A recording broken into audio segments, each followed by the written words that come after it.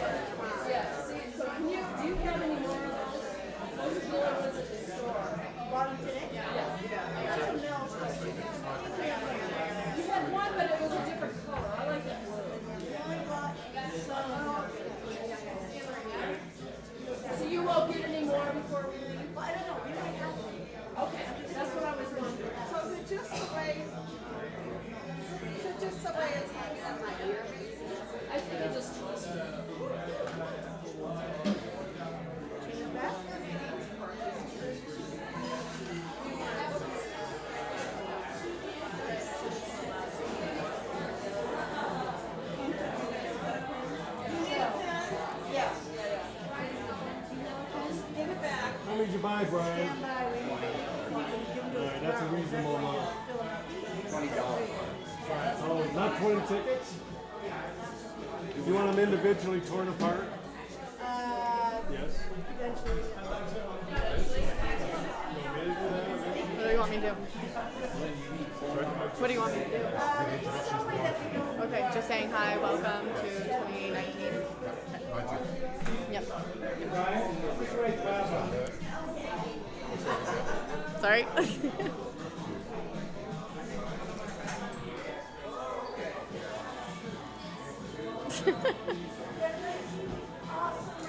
Ready?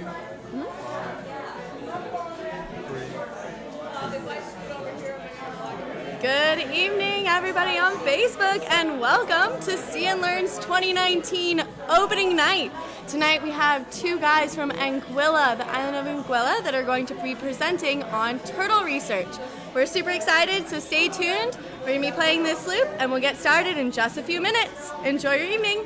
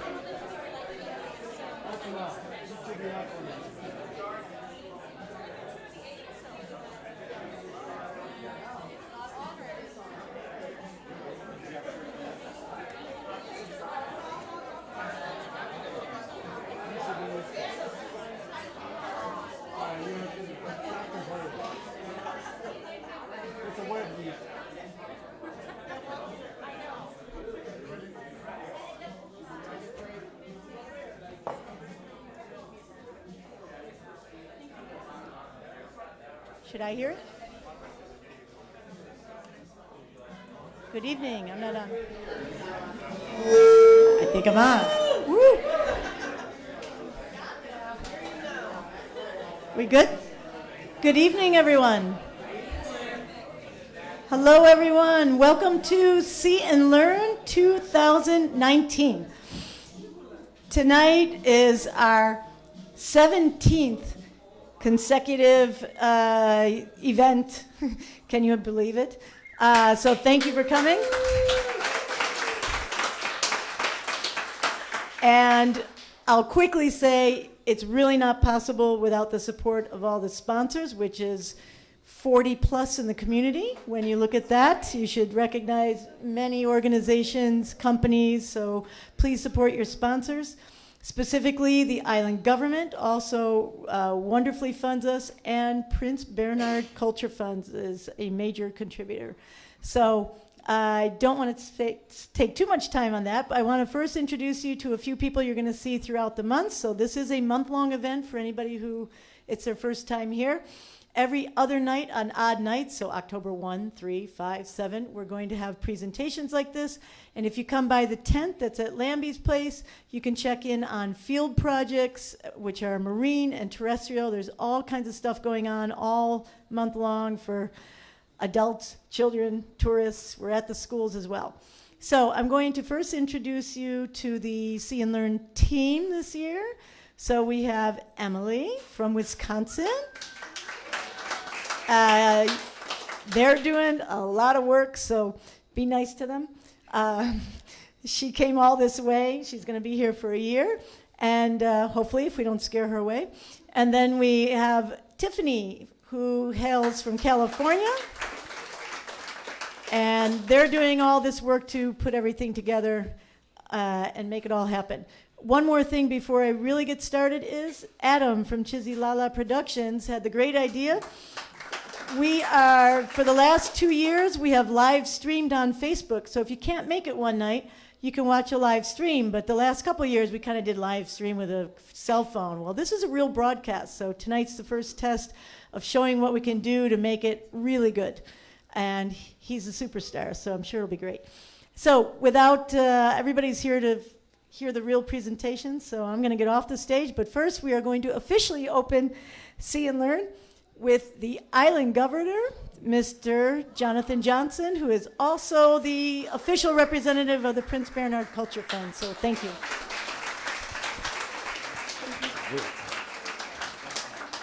Thank you. But we need to give a big round of applause to Lynn and her crew.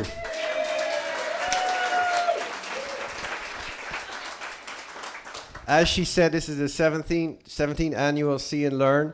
It's a great event for our island for the month of October. A lot of persons come to our island. You two, the guests, we welcome you here to our island.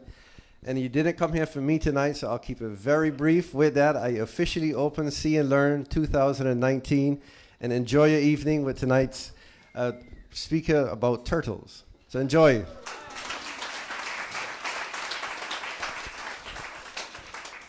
All right, first off, thank you guys for coming out. We're super excited to have you all here, super excited for opening night. Tonight, we have two guys from the island of Anguilla here to talk to us about their turtle research. First, we have Giovanni Hughes, who was born and raised in the island of Anguilla. In 2012, he began volunteering for the Anguilla National Trust nonprofit organization. After 2 years of volunteering, he then moved into an official work position as conservation officer, which he is actually focused mainly on sea turtle research and conservation. The Anguilla National Trust nonprofit organization does both land and sea conservation work. With him, we have Devon Carter, who is also born and raised on the island of Anguilla. In 2006, while in high school, he began volunteering for the Anguilla National Trust. After 6 years of volunteering with them, he then moved into a position in 2012 as Protected Areas Manager Assistant, and then 4 years later, he began working as research assistant, working with researchers on the island, collecting data and generating visual representations of that information. So please give a warm welcome to our friends from the island of Anguilla, Devon Carter and Giovanni Hughes.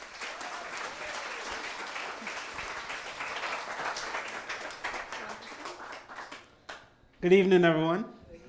It's nice to be here on your lovely island of Sable. This is my first time here, and it's been very joyful so far, even though the little plane ride was a little scary, though, but we survived. We made it. We made it. We made it. But I do love your island, so thank you for having me here.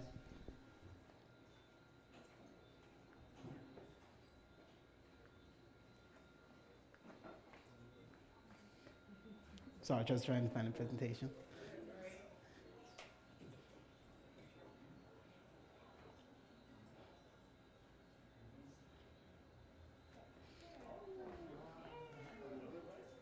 So today we're going to be talking about saving the sea turtles of Anguilla. So we're going to be focusing on the island of Anguilla, but some of the information could be used in Sable context as well. So this is the wider Caribbean. So you can see where Anguilla is and where Sable and St. Martin is on the map compared to where the rest of the islands are. As you can see, we are very small islands for a whole wider Caribbean area. So there, in the Caribbean, there are three main types of sea turtles. There are four basically, but three are going to be found in this area of the region. So there's hawksbill, green sea turtles, and leatherback sea turtles. This is a leatherback. This is a hawksbill, sorry. They are critically endangered. They tend to nest around July through October, where September being the peak of the nesting season. They tend to lay around 150 eggs for nesting. And it takes around 60 days for the nest to hatch. Then you have the green sea turtles. Some people call them the greenbacks. Some places call them the greenbacks, some places call them the green sea turtles, but in Anguilla we mainly call them the green sea turtles. You will find them probably around in the Sable sea turtles, the how much sea turtles I had back in the day. So I had over 6.5 million sea turtles before, but what happened is they were so easy to catch by the new people that came to the region that we just sliced the population down to almost half, and then we keep on eating them, so now the population is almost completely depleted. So that's why we did so much research on the sea turtles to help bring back a viable population. So sea turtles are still harvested in some Caribbean islands. Some of those islands are the British Virgin Islands, St. Kitts and Nevis, Dominica, St. Lucia, Grenada. So these islands still catch sea turtles, whereas some islands like us in here, Anguilla and Sable, we have sea turtles either banned or on a moratorium. In Anguilla, it's not banned to eat sea turtles. It's on a moratorium. So it's like a short-term ban that the government decides how long they should stay banned for what kind of period. So, turtle conservation in Anguilla. So there was a severe decline. The government saw that there was a decline in sea turtle populations. So in 1995 is when they put the turtle ban / moratorium in place. And in 2020, they will have to review it. So the government can decide whether to lift the ban or keep the ban. So our aim at the Anguilla National Trust and also the Department of Fisheries is to try to get the information necessary to decide, so the government can decide whether they should ban the sea turtles or allow people to eat them. Our aim is for them to keep them banned, but it's the government decision to decide what to do based on the information that we collected. So in Anguilla, we did a project which was funded by BESS. The project cost over $400,000 to do. It included a lot of different research methods. So we're going to go through some of the methods that we did in order to collect some of the data to help inform us on what decision we should make on top of these sea turtles. So we did some data collection. So we did population estimates. So every week we went out, and we also had volunteers going to different beaches and walking the beaches to see if they can find any sea turtle nests. So there's methods you can use to find nests. So you tend to see the tracks come up on the beach. We train people to date the nest also, so you can see that a nest was 2 days old, 3 days old, 4 days old. But every week we go. So every beach, all the main populated beaches on the island of Anguilla, we would go to them and we would see the nest. So each turtle also have a different way how they make the tracks on the beach. The one right here in this picture, I believe, is a Hawkeye sea turtle, based on how the tracks are. So the nesting of sea turtles on the island. So for green sea turtles, they tend to nest all around the island, but they have high populations on the offshore keys of Anguilla. Hawksbill, they also do nest around the whole island. They have some big population sets around these two parts and also the offshore keys. Whereas leatherback sea turtles now, they tend to nest a little less on the island, mainly on some of the tourist beaches. So this is a popular tourist beach where they nest, and then they also nest on some of the offshore islands, but they nest in lower numbers within the region. Nesting survival. So we do also check, so when a turtle nest, we also come back to see if the nest also hatch. So we go and after the period, because most sea turtles tend to take 60 days to hatch. So we go after 60 days and we go dig the nest and we count the eggs and count to see how much dead turtles we found in there, how much eggs still have yolk but wasn't able to develop. So we check all those to see nesting success rates. And we also count all the eggs that also were able to make it out, all the hatchlings that made it out of the egg, out of the nest. So this is a video. So this is a nest we found on one of the offshore islands, and she's here explaining to the young lady, who's a volunteer also, what we're doing. So this lady was her first time coming up with us, and then our employee was just telling her.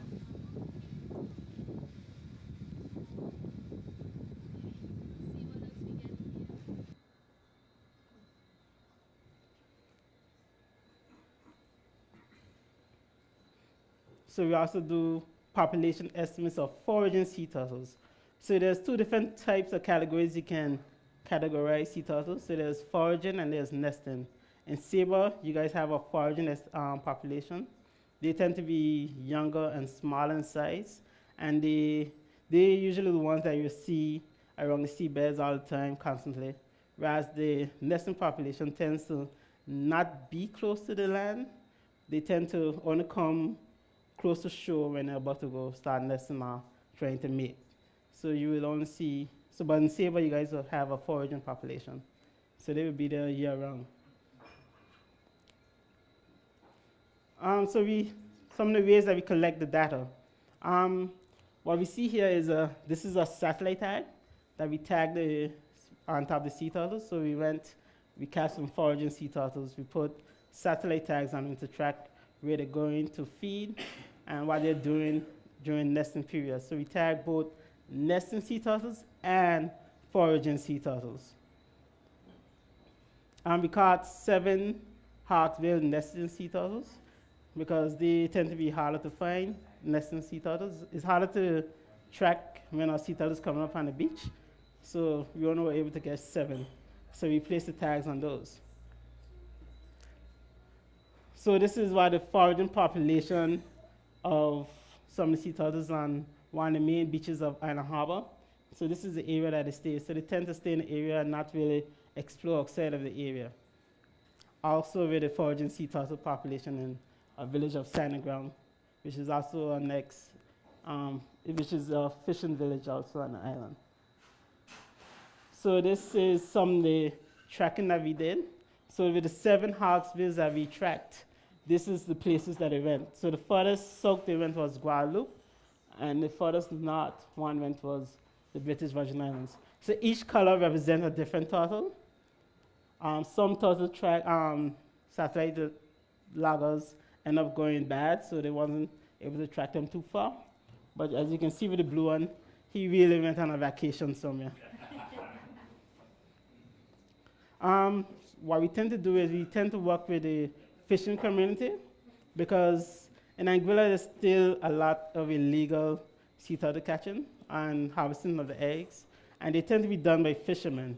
So what we decided to do is get the fishermen involved with what we're doing in order to help educate them and to teach them the better ways to deal with sea turtles and different biodiversity. So they will come and they will help us with flipper tagging. We also do a lot of presentations in the school. We go to all the schools, we teach the kids, we give a presentation to them, and we also train some of the teachers on how to identify sea turtles and their nests.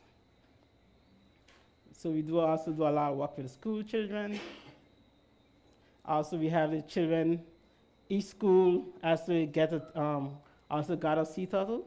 So each school got to name their own sea turtle. So everybody got their own school. Even got a sea turtle called the Golden Horse. I don't know why they call it the Golden Horse, but that's the name they chose. We also get government representatives. So the lady in the gray, she's a previous governor of Anguilla. We do a lot of stuff with local community, newspaper articles, stakeholder meetings. We do a lot of promoting of ecotourism. So what we're doing currently is we're training different charter boat operators, dive boat operators, and different fishermen in becoming more eco-friendly. So we teach them how to identify different sea turtles so they can, when they go in the water with a guest, they're able to point out what exactly this sea turtle is that is swimming with. And it helps them to create a conversation with their guests that are coming from international, or even if they got local guests with them.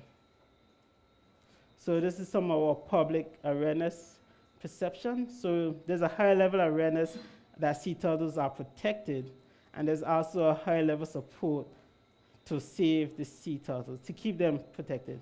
So we did some surveys throughout the island, and this is some of the results that the survey gave us. So most of the people on the island believe that sea turtles are important, so that's looking like a good sign for keeping them protected for the upcoming years. So any questions, guys? Yes? So you were giving the number of eggs typically laid by turtles. Was that annually or each nesting cycle? And how many nesting cycles are there typically? So in nesting cycles, most turtles tend to nest around 3 times a season, but they tend to come every other season. So the same turtle won't come next year; they would probably come the following year. So the numbers you were given for, maybe leatherbacks were maybe 80 eggs or whatever. So the 80 eggs would be one nesting time. Okay, thank you. Yeah. So one. Let me see if I get back to it so you can see. Yeah. So one time. But leatherbacks can go, it seems like leatherbacks can do 5 to 7 times a year. Mm-hmm. One other question then. Sure. Sorry.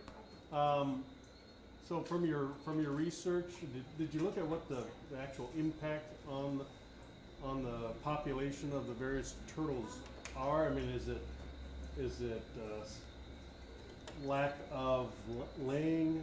Has the number of eggs typically laid dropped, or is it impact from development or environmental stress, or what? Or do you know?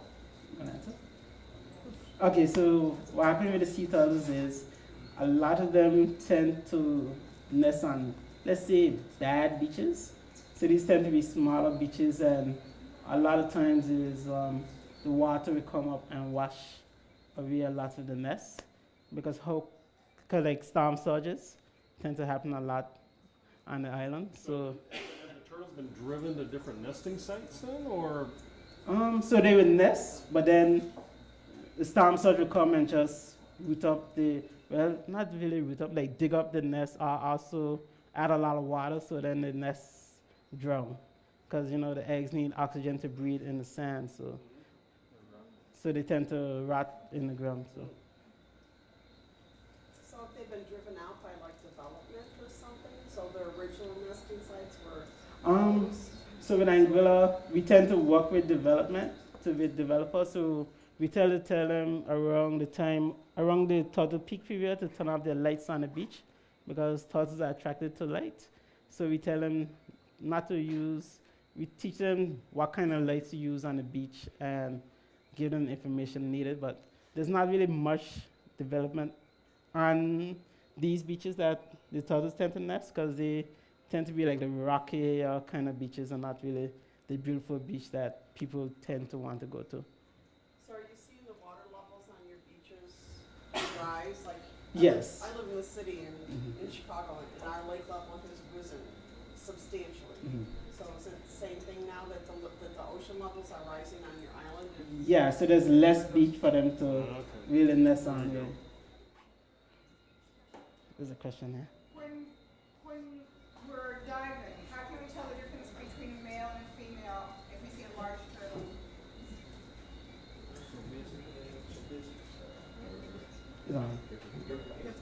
So basically, you can really tell. The honest way they tell, they take some blood from the turtle and they send the sample. But when I went to Bermuda, they say you could tell by the tail, the length of the tail. So if you look at the tail, the male tail will be a little longer than the female one. But it's in length, in length. But it's difficult. The best way is to take a biopsy or blood and send it away. Yes. Have you found the pollution, the paper bags and everything that's floating around in the ocean? Is that having an adverse effect on your water? Question, so we can hear it on the. Okay, she was asking about pollution, like garbage, like bags in the water. Let's say if they have an effect on the sea turtles in Anguilla. I know they're having an effect on sea turtles Caribbean-wide. I haven't seen anything happen in Anguilla case to say that it has affected the ones in Anguilla, but I can't see they haven't, because the research hasn't shown that they have done anything to the ones in Anguilla per se. But we know it's happening in the wider. Beach or, in certain places that now have, the Cuisinart Beach, did that change with the development? So they do say the same thing, but it hasn't really changed because the beach is so, like Malahana Beach is so big and wide that the turtles have enough space to come up in this. But the only problem is sometimes when the turtles hatch, they will tend to go up by the hotel or goes in the pool by some of these hotels. This is why we start talking to the hotels about changing how their lights are during the sea turtle period. So has there been a general positive reception from the businesses and from the locals with your educational work? So there has been a positive reception with the education work because now the hotels will call us if they see a nest come up. So we got different hotels that will mention it to us, and they'll also tell the tourists where the nest is coming up because we're able to date it. So they tend to bring the tourists, and then we can show the tourists when we go and dig out the nest as well. Yes. Tourists do not touch you, no? No. So we got different rules. So you can't use lights on any sea turtle in the night. So when we're doing sea turtle work in the night, we tell tourists no flashing of cameras or nothing that can distract the turtle or disturb them. And also, absolutely no touching. Because the sea turtle their hatchlings need to find a way back to the beach because that's how they remember what beach to go to. So you can't touch them. Yes. So what other predators are there besides man that will go after the sea turtle eggs? And what do you do to prevent them from attacking the eggs? So there's birds, but we don't really try to stop birds from doing nothing because it's part of the natural process. But if you have like predators like cats or dogs, we would look out for those in certain areas. But it tends to be a lot of birds, but we can't really do anything about birds. So just curious, what's the maturity level or age of a turtle to start nesting? Because you've got leatherbacks which typically live longer. Mm-hmm. So most turtles tend to start nesting around the age of 20. 20 years. Yes. It takes a long time for a turtle to start really nesting. And so you're noticing a decline, and the pictures that we saw earlier of the sea turtles on the beach were quite large sea turtles. I haven't seen them that big in years. Are you noticing that the ones that are nesting are at that threshold of 20 years? Are you finding any ones that are older than that? They tend to be way older. So the older the turtle, I think the more they tend to nest, the more times they will come up to a beach.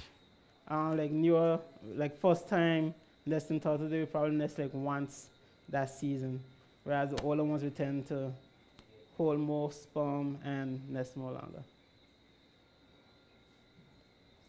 Since Oh, I think the yeah. moratorium was instituted, which was when?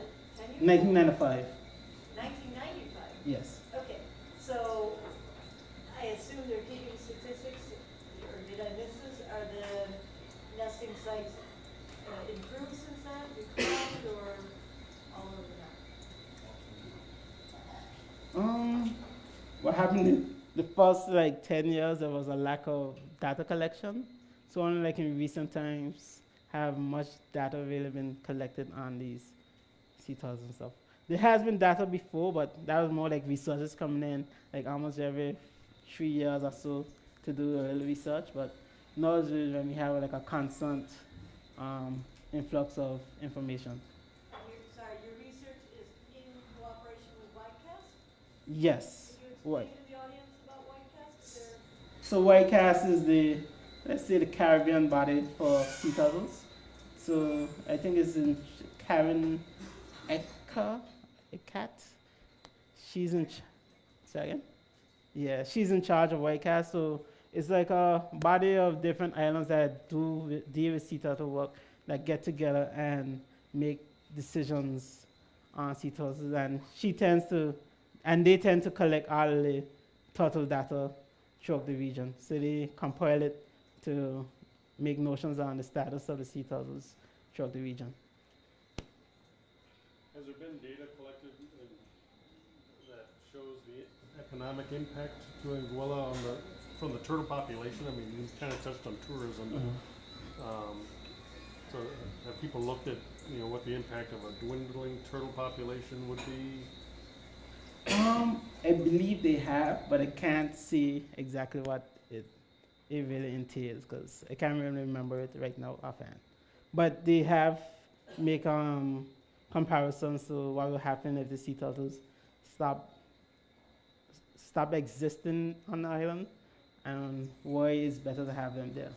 They have done that sort of research.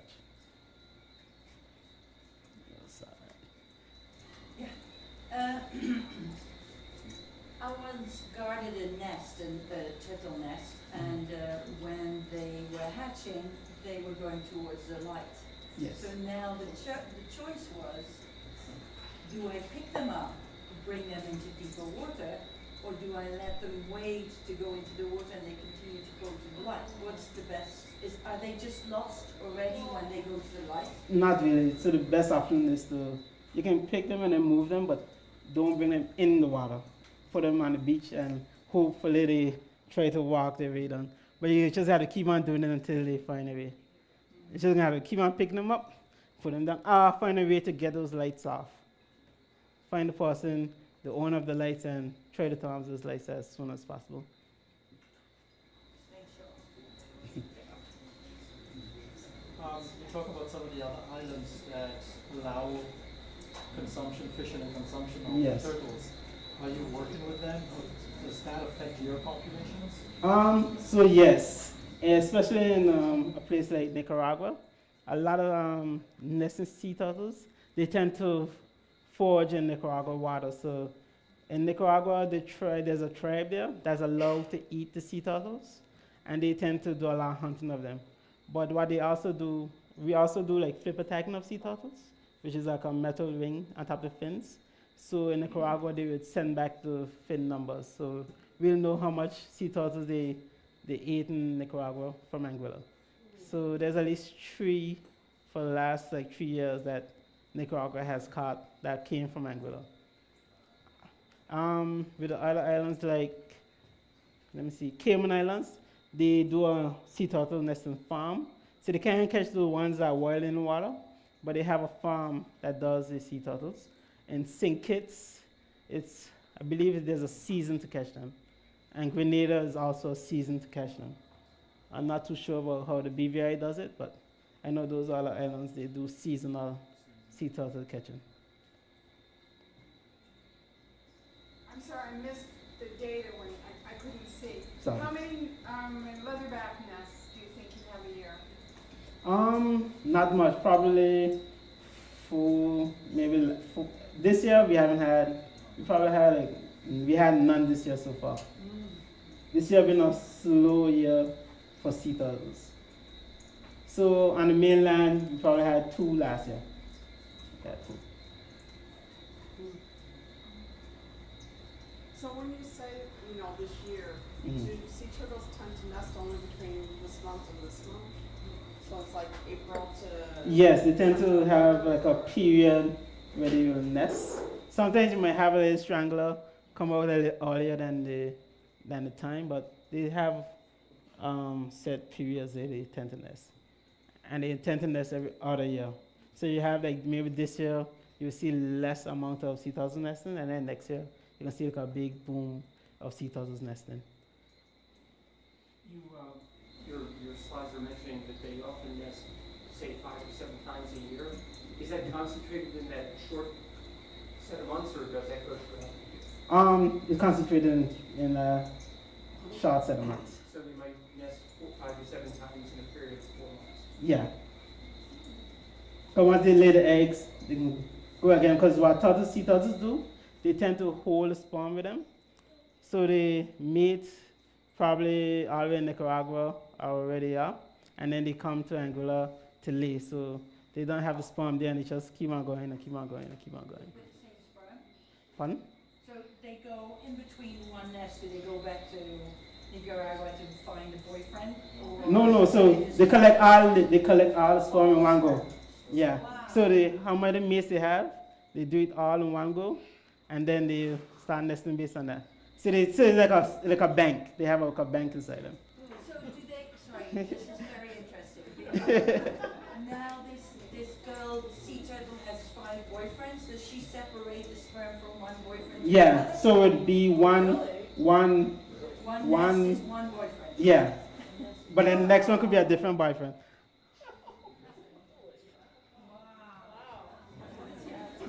Easy.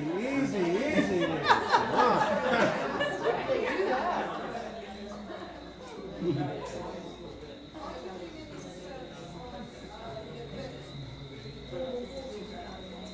Pardon? Research on the effect that the warmer seas are having on the turtles. We're not doing research on how the warmer seas are affecting sea turtles, but I believe in Bermuda they are doing that kind of research. So I don't think the results are published yet, but I think in Bermuda and those other islands they are doing that sort of research. Yes. Curious if you could talk a little bit more about the goals of your research. Obviously, 2020 is a big deadline for yours, but is there a long-term goal of bringing a marine sanctuary in terms of ecotourism to Anguilla? Because as far as I know, do you guys have marine sanctuaries right now? Is that a So long-term goal? there are some marine parks, but they're not really have enforcement behind of them. So there's no, you can't do fishing here, you can't do this here in these marine parks. So yes, some of this information also is going towards having to build, develop better marine management plans for the parks also. So there's a lot of different information getting inputted, and a lot of information is being used in different places for sea turtles. The value of ecotourism in terms of a future? Yes, because right now Anguilla is trying to diversify their tourism market. So ecotourism is one of the things that they are looking at. Because they can't really do much on the mainland in terms of ecotourism because it's quite dry, so there's not really forests. So a lot of stuff has to happen in the water. So they are looking at ecotourism options. And we also are training we're training operators to become eco-friendly tour guides as well. So in Anguilla, Anguilla election is going to be in 2020. So probably going to be later along the year, if anything. Yeah, by the end of 2020. Unless they decide to push it to Is that local 2020. politicians or who's Local politicians, those running in office. Yeah. And what is your organization doing to get the people to? All this research. So we're talking to the kids, talking to the people. We're doing a lot of consultation with the wider public, and then the surveys also will inform the government or what the people really want about the sea turtles. But we do have a feeling that they're going to do the ban, but I think they're waiting until after elections to say they're going to do it, because you don't want that to happen before election, then you lose election because you ban the sea turtles. Because it's still a hot topic to some of the older folks.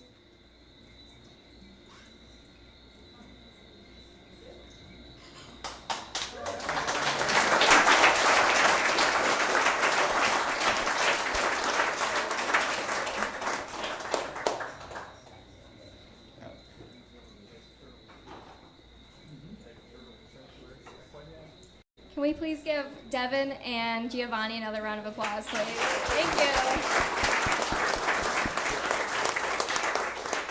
I'd also like to thank all of you for coming out here on this hot and humid night. Thank you so much for putting up with this, and we hope to see you again. We'd like to thank all of our sponsors, particularly Juliana's, who's providing accommodation for our experts tonight. We'd like to thank Carib Trans. And we'd also finally like to thank Scouts Place for hosting us tonight. Yes.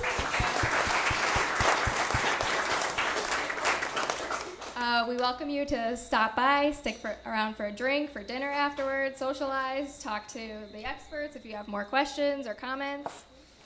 And then finally, we would like to close with some upcoming activities we have for See and Learn. Finally, on Thursday, we have our next presentation at Hideaway with experts Anton and Urka. Could you guys please stand?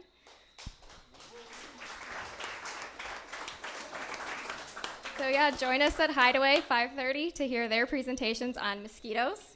Then on Friday at 5:30, you can also join Anton and Urka for a hike. Meet us at the See and Learn tent outside of See and Saba. And then Saturday afternoon, 5:30 p.m., we also have another presentation by Joseph Pollock, who is a sponge expert, and that will take place at Lollipops. And then finally on Sunday, Joseph Pollock has his field project at the harbor where you can dive and do sponge surveys with him. So that'll be a lot of fun. Sign-ups, you can sign up here tonight, or you can sign up anytime at the tent. We'll be here. Tiffany and I will be here all week, all month long, if you want to sign up for any of these. And then, yeah, thank you all so much for coming, and we hope to see you again soon. Have a good night.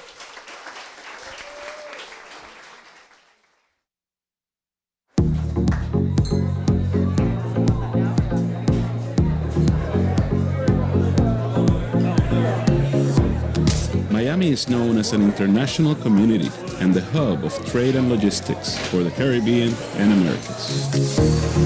A leader in the freight logistics industry, Carib Trans has served the Caribbean region for more than 30 years, with a footprint that has grown from one island to now serving the majority, as well as Central and South America. Carib Trans is an NVOCC, a non-vessel operating common carrier, meaning it has the same responsibilities as a shipper without owning the vessels or planes. Its primary customers, individuals who ship clothing, electronics and other personal items, and occasionally cars. Most of the stuff that they're sending is because they don't get it there. So for us to provide it on two services, air and ocean, we can give it a choice of how fast you want it. So if you want it really fast, we're going to send it by air, you're going to have it next day, sometimes even the same day. That on-time service has been the key to Carib Trans' success, whether shipping by air or by sea. The company moves about 5,000 TEUs of freight each year, more than any NVOCC in the region. And since it joined the Saltchuk family of transportation companies a couple years ago, Carib Trans can offer customers even more shipping options. Other NVOCCs, they depend on other shipping lines that are not part of their family. So they need to rely on whether they're going to sell or not, whether they are late or not. It doesn't happen to us because it's part of our family of companies. We control the service that we give. Sí, buenos días, por favor, con Diana. Quality service is what keeps customers coming back. Customers are treated like family, and when they leave to research competitors, it doesn't usually last long. They have left and they have come back because they've said that, nobody does it better than Career Trends. So because of that relationship. That exceptional service includes consolidation. Customers can have freight sent here and stored for free for up to a month, then consolidated and shipped on to the islands and Americas, a perk for the region's growing small business market. Puerto Rico is an expanding market for Career Trends, about the size of Connecticut and rich in history and culture. Puerto Rico is home to many pharmaceutical manufacturers, as well as a thriving tourism industry for which Career Trends moves raw materials and supplies. But serving businesses is still the company's bread and butter here in San Juan. Businesses like Caldera Café, a local coffee company. Owner Alfredo Rodriguez started growing coffee beans at his mountain farm about 20 years ago. He recently ordered a variety of equipment for his farm and shop. He uses Career Trends because it consolidates shipments, which cuts down on the number of times he has to pay the Puerto Rico import tax. Not many companies want to do that. They want only big cargoes and maybe half container or full containers, but they don't want to consolidate because it's